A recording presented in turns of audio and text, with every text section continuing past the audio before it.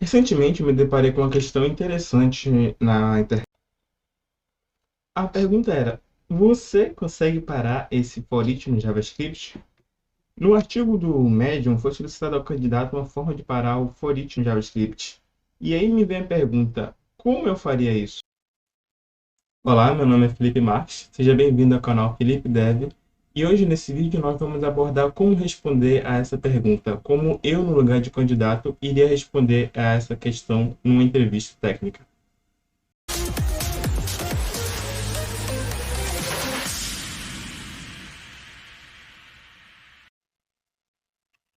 Antes de mais nada, você precisa entender que o for each é um método de array e node list no JavaScript, que recebe uma função e aplica ela a cada item do array, como o próprio nome diz.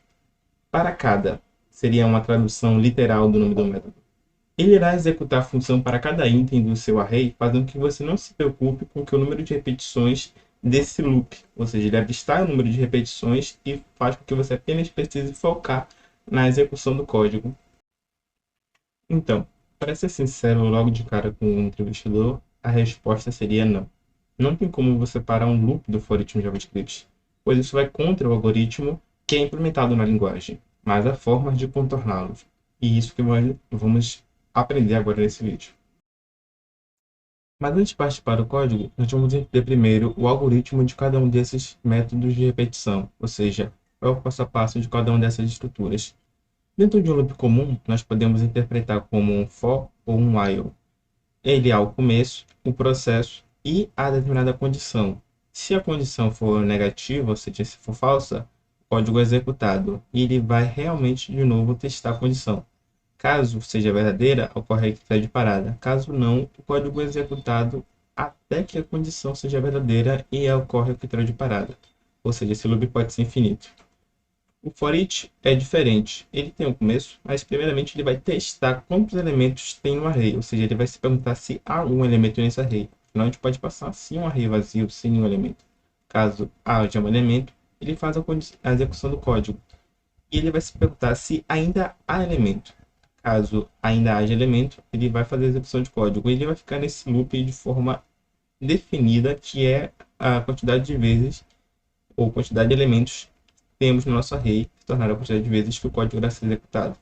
Quando não houver mais nenhum elemento, ele vai dizer que não e há o critério de parada. Então, essa é a principal diferença de um loop comum, que pode ser um while ou um for, para um for each. No loop comum, o critério de parada você define. No for each, o critério de parada é definido automaticamente pelo número de elementos do nosso array. Beleza. Já conseguimos entender aqui no passo a passo do fluxograma como ocorre o método de cada um. Agora, vamos partir para o código e mostrar na prática. Aqui no código eu tenho um array simples, que é apenas um array de números, que vai de 1, 2, 3, 4, 5. E eu, em mente, tenho três formas de fazer a parada do for each. Primeiro, com um retorno. Segundo, com h-barra. E terceiro, com o método certo. Vamos lá. Primeiramente, o retorno. Na escrita do for each, primeiro botamos o nome da nossa variável, que é um array. Botamos o ponto e o método for each. Aqui nós vamos passar uma arrow function, que é mais prático, mas você também poderia passar uma function normal. Faz o int, que seria o parâmetro que é o elemento, o símbolo de arrow e uma função. Ok, o que eu quero fazer aqui é apenas executar um console log de cada item. Eu posso abrir aqui o meu terminal e executar um node script.js. E ele vai executar normalmente. Como eu farei a parada? Primeiro eu preciso estabelecer qual é o critério de condição. Vamos dizer, hipoteticamente, que o critério de condição é o 3. Então, if o item seja igual ou maior que 3, agora ele é ou igual ou ele é maior que 3. Vamos dizer que esse é o nosso critério de parada. Então, agora eu vou implementar um return. Caso ele caia aqui nessa condição, o retorno irá fazer com que ele pare a função e não execute qualquer código que esteja abaixo dessa função. Vamos executar de novo. E pronto, agora ele não executou mais o console.log, que é a função que queríamos. Mas por debaixo dos panos, ele ainda implementou toda a renderização, ou seja, é maior que 3. Ele caiu aqui no return. Mas ele ainda continuou fazendo os loops, ou seja, pegando cada um dos meus itens e passando para aqui. O return poderia ser escrito de uma forma melhor? Poderia. Poderia, por exemplo, ter uma let condição aqui, que seria igual a true. Caso esse item seja maior que 3, a condição vai ser igual a false, a partir de agora. E se a condição não for verdadeira, ele pode implementar o return.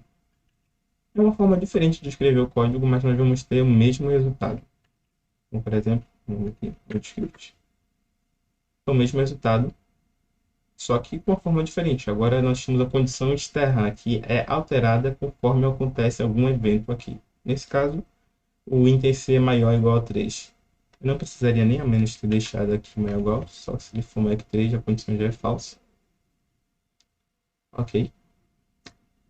Agora, como seria o nosso método de gambiarra? Eu vou deixar aqui comentado, apenas para não atrapalhar a condição do código. Bom, na gambiarra, nós vamos completar da mesma forma. Números.forEach, passar o item de uma arrow function. Teclado. Eita. Agora a gente precisa estabelecer o mesmo critério de condição. Qual vai ser? O item ser maior que 3. E item for maior ou igual a 3. E caso não, eu vou apenas implementar o nosso console.log item. A nossa gambiarra vai ser aproveitando de um dos loucuras, podemos dizer assim, do JavaScript. Como, por exemplo, se o for each vai executar conforme a quantidade de itens no meu array, eu posso alterar a quantidade de itens no meu array e apagar todos eles de uma única vez. Como? É o seguinte, é a minha propriedade de length. Length vai formar um valor numérico que vai ser o número de itens que tem no meu array. Posso alterar ela para 0. Eu vou até colocar aqui 4. Diferenciado. Vou executar o meu código. Pronto. Ele não executou o número 5. E ele está aqui. Se eu botar aqui, por exemplo, 2. Fizer a limpeza e executa de novo. Ele executou só até o 2. O que aconteceu? Se a gente for observar o que é a nossa variável números antes da execução do código e depois da execução do código, a gente vai ver algo interessante. Dando um leve spoiler, a nossa alteração apagou todos os elementos restantes. Então, a partir de agora, a gente não consegue mais fazer a renderização porque não há mais elementos. Então, a lógica do for each se manteve, mas o que a gente fez foi deletar todos os valores dentro do array. Não é forma prática, você pode ainda querer utilizar esse array de outras formas ou utilizar as variáveis aqui dentro para outros casos. Então isso aqui é uma gambiarra que você tem que ter muito cuidado, ainda mais se for com dados sensíveis que podem sumir durante a ocasião da execução do código. Eu vou deixar aqui agora esse mesmo código aqui comentado. Eu vou aqui um código com um comentário de múltiplas linhas e vou fechar assim. Tá, mas qual seria o método certo? O que deveria ser a forma? Se na execução do meu código deve haver um critério de parada, o for each não é a melhor ocasião, não é o melhor método para utilizar nesse caso. Seria o caso de a gente trocar de um for each para um for comum. E o próprio JavaScript nos dá essa opção. Se eu escrever aqui o for e colocar um item, corretor, of numbers, e fizer aqui um console.log de cada item, limpar, salvar, e executou da mesma forma, um loop perfeito. O que aconteceu? Ele está pegando cada item de números, ou seja, o for está aplicando para que ele selecione cada um dos elementos do número, da array de números, e me traga aqui de forma única. Tem que tomar cuidado também, porque você não pode colocar em números. Se você colocar em números, por exemplo, salvar e executar de novo, você vai ver que há uma diferença agora. Ele começou com 0. E o in, ele não vai pegar o valor do item, ele vai pegar o index do item. Então, isso é uma dica que você tem que ter cuidado. Nesse caso, porque aqui é um array, se fosse um objeto, seria totalmente diferente. Bom, vamos continuar com o more. Já percebemos que aqui seria o melhor método. Então, por exemplo, nós vamos estabelecer nosso outro método, que é o if. Como agora eu estou dentro de um for e não mais de um for each, eu tenho acesso a dois métodos ou duas palavras reservadas muito úteis, que é o break e o continue. O break vai fazer a parada do código, ou seja, se essa condição for atendida, o break vai parar totalmente o nosso for e vai sair dele. O continue, ele vai restartar a nossa condição. Por exemplo, se o item for igual a 2, ele vai, se o item for igual a 2, eu vou até colocar aqui o exemplo do continue primeiro, salvando, tentando, executando. Ele não vai escrever o 2, porque agora ele restartou o nosso for quando era o elemento 2 e prosseguiu. Mas caso seja o break,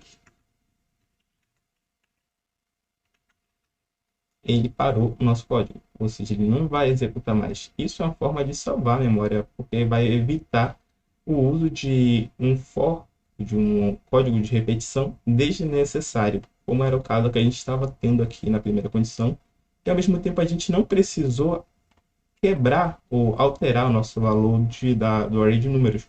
Os números, nesse caso, se mantêm perfeitamente. Log números. Vou colocar aqui agora um 3, só para mudar.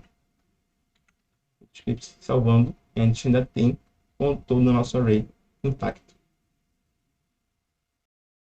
Bom, galera, por hoje é isso. Muito obrigado por você assistir o vídeo até aqui. Caso esse conteúdo tenha tido um impacto na sua vida, por favor, deixe um like, comente e, por favor, qualquer crítica é bem-vinda para fazer a melhoria do canal. Muito obrigado por tudo. Valeu, galera.